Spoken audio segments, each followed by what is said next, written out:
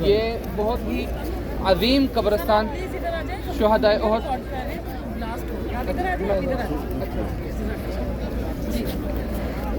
ماشاءاللہ ہم جس جگہ پر آئے ہیں شہدائے احد پہ.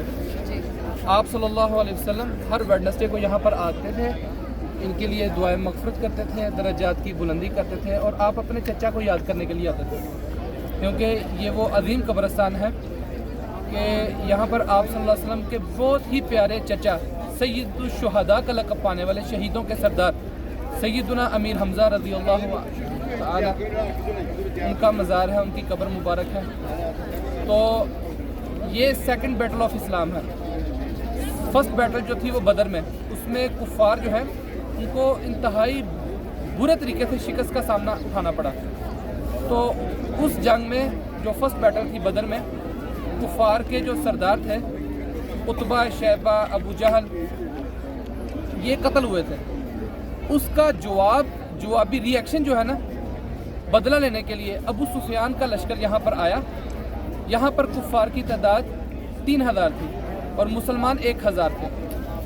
تو آپ صلی اللہ علیہ وسلم نے یہاں پر آ کر کفار کے آنے سے پہلے اس جگہ کا کنٹرول سنبھال لیا, کیونکہ اس زمانے میں جنگ کی اسٹریٹجی یہ ہوتی تھی کہ اگر کوئی شخص جنگ سے پہلے اس ایریا میں جا کے جگہ کا کنٹرول سنبھال لیتا, اس کے زیادہ چانس ہوتے تھے جنگ کے جیتنے کے. تو آپ صلی اللہ علیہ وسلم نے, جیسے یہ احد ہمارے اس بیک سائڈ پہ, آپ صلی اللہ علیہ وسلم کا چہرہ اس طرف تھا اور آپ نے بیک سائڈ سے احد پہاڑ کی سپورٹ لے لی. کیوں کہ جنگ کی اسٹریٹجی ایسی تھی کہ اس زمانے میں جو لشکر تھے نا, اینیملز کے اوپر سامان رکھا جاتا تھا, لشکر کے ساتھ لوگ آتے تھے, تو اینیملز ماؤنٹین کے اوپر نہیں چڑھ سکتے. تو آپ نے بیک سائڈ سے سپورٹ لے لی احد پہاڑ کی. اب فرنٹ سائڈ پہ 2 لشکر تھے کفار کے. ایک لشکر کو لیڈ کر رہا تھا ابو سفیان اور دوسرے لشکر کو لیڈ کر رہا تھا خالد بن ولید. یہ دونوں اس وقت مسلمان نہیں ہوئے تھے. تو آپ نے اپنی بیک سائڈ کی ایک لیفٹ سائڈ کو یعنی سیو کرنے کے لیے آپ اس طرف دیکھیں ذرا, یہ جبل روما ہے, یہ جبل روما آرچر ماؤنٹین, یہاں پر 50 آرچر کو کھڑا کیا تھا. اگر کوئی لشکر پیچھے سے آ کے اٹیک کرے گا تو آپ لوگوں نے ہمیں بیک سائڈ سے سپورٹ کرنا ہے, تیر اندازی کر کے ان کو روکنا ہے. تو ہم اس لشکر کو ان کا سامنا کرتے ہیں. تو آپ صلی اللہ علیہ وسلم ابو سفیان کے لشکر کو شکست دے کر واپس آ کر یہاں پہ مال غنیمت اکٹھا کر رہے تھے. تو جب مال غنیمت اکٹھا کر رہے تھے تو اوپر کھڑے لوگوں کے دل میں خیال آیا, ان کی نیت ٹھیک تھی, سمجھنے میں غلطی تھی, کیونکہ اللہ تعالیٰ نے ان کے گناہوں کو, ان کی غلطیوں کو معاف کر دیا ہے.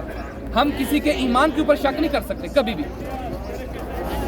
اللہ تعالیٰ نے قرآن پاک کی یہ آیت نازل کی کہ وَمَا كَانَ لِمُؤْمِنٍ وَلَا مُؤْمِنَةٍ إِذَا قَضَى اللَّهُ وَرَسُولُهُ أَمْرًا أَن يَكُونَ لَهُمُ الْخِيَرَةُ مِنْ أَمْرِهِمْ وَمَن يَعْصِ اللَّهَ وَرَسُولَهُ فَقَدْ ضَلَّ ضَلَالًا مُبِينًا. کسی مومن مرد عورت کے لیے جائز نہیں ہے, کسی مومن مرد کے لیے, کہ اللہ اور اس کے رسول جب کوئی فیصلہ کر دیں تو اس فیصلے کے اندر اپنی رائے کو انٹر کرے. اس پہ نیت کی بات نہیں ہے, نیت ہر کسی کی ٹھیک ہوتی ہے. سمجھنے میں غلطی کی وجہ سے یہ نقصان اٹھانا پڑا کہ آپ صلی اللہ علیہ وسلم کے اپنی لائف میں 20 بیٹلز میں بائی فیس آپ نے شرکت کی ہے. کسی بیٹل میں مسلمانوں کا اتنا نقصان نہیں ہوا جتنا اس جنگ میں مسلمانوں کا نقصان ہوا. 72 صحابہ کرام شہید ہو گئے صرف ایک چھوٹی سی غلطی کی وجہ سے. ٹھیک ہے, اللہ اکبر کبیرہ, اللہ اکبر کبیرہ. کہ سیدنا امیر حمزہ کو بڑی بے دردی کے ساتھ شہید کیا گیا. وجہ یہ تھی کہ آپ سسم کو تکلیف پہنچانا تھا, کہ ان کا سینہ چاک کر کے ہند, ان کی جو ابو سفیان کی وائف تھی, اور ان کا جو غلام وحشی, انہوں نے سینہ چاک کیا تھا. تو یہ لوگ فتح مکہ کے موقع پر انہوں نے اسلام قبول کر لیا تھا. تو آپ صلی اللہ علیہ وسلم نے ان کو یہ کہا تھا کہ آپ جب میرے سامنے آتے ہیں نا تو میرا کلیجہ منہ کو آتا ہے, میں غمزدہ ہو جاتا ہوں. یقیناً اسلام قبول کرنے سے اللہ نے آپ کے سارے گناہ معاف کر دیے ہیں. 3 چیزیں ہیں جو انسان کے سابقہ سارے گناہوں کو معاف کر دیتی ہیں. ان الحج قد يهدم ما كان قبله وان الهجرة قد يهدم ما كان قبله وان الاسلام قد يهدم ما كان قبله. کہ اسلام قبول کرنا, جہالت کے دور کے جتنے بھی گناہ ہیں اللہ تعالیٰ معاف کر دیتے ہیں. ہجرت کرنا اسلام کے لیے, اپنے آبا و اجداد کی جگہ چھوڑ کر اسلام کے لیے, اپنے ایمان کی حفاظت کے لیے مائیگریٹ کرنا, وہ گزشتہ سارے گناہوں کو معاف کر دیتی ہے. اور تیسری چیز حج کرنا, اللہ تعالیٰ آپ سب کو حج کرنے کی توفیق دے. تو یہ 3 چیزیں انسان کے سابقہ ساری لائف کے گناہوں کو معاف کر دیتی ہیں. تو آپ نے ان کو کہا کہ جب آپ میرے سامنے آتے نا مجھے میرے چچا یاد آ جاتے ہیں، میں غمزدہ ہو جاتا ہوں، تو آپ میرے پیچھے رہ کر دین کی بات سن لیا کریں، سیکھ لیا کریں۔ تو یہاں پہ 3 قبریں ہیں۔ فرسٹ میں یہاں پر سیدنا امیر حمزہ، عبداللہ بن جہش اور مصعب بن عمیر۔ اللہ اکبر۔ عبداللہ بن جہش کا واقعہ یاد آ گیا کہ یہ عظیم صحابی تھے کہ جنگ سے ایک رات پہلے حضرت سعد رضی اللہ تعالیٰ عنہ سے مکالمہ کر رہے ہیں کہ تم اپنی خواہش کا اظہار کرو، پھر میں بھی اپنی خواہش کا اظہار کروں گا۔ سعد کہتے ہیں کہ میرا دل کرتا ہے کہ میرے سامنے کفار آئیں تو میں ان کو نیست و نابود کر دوں، قتل کر دوں اور میں غازی ہو جاؤں۔ تو حضرت عبداللہ کہتے ہیں کہ میری یہ خواہش ہے کہ میں کفار کو بچھاڑ دوں، اس کو بھی قتل کروں اور بعد میں اپنی جان کا نذرانہ بھی اللہ کے لیے پیش کر دوں، اپنے آپ کو بھی شہید کر دوں۔ ٹھیک ہے، تو انہوں نے اللہ کے لیے یہ قربانیاں دیں۔ تو حضرت عبداللہ بن جہش کی قبر یہاں پر ہے، اور ساتھ مصعب بن عمیر، یہ وہ صحابی ہیں کہ جن کی شکل اللہ کے نبی صلی اللہ علیہ وسلم سے بہت ملتی تھی۔ تو وہ شہید ہوئے نا، تو صحابہ کرام کے اندر یہ افواہ پھیل گئی کہ معاذ اللہ اللہ کے نبی صلی اللہ علیہ وسلم شہید ہو گئے ہیں، جبکہ اللہ کے نبی صلی اللہ علیہ وسلم کے دندان مبارک اس جگہ پر زخمی ہوئے تھے، شہید ہوئے تھے، تو آپ کا خون بہا تھا۔ تو یہ جنگ جو ہے ہمیں کیا سبق دیتی ہے کہ اسلام کے لیے ان لوگوں نے قربانیاں پیش کی ہیں۔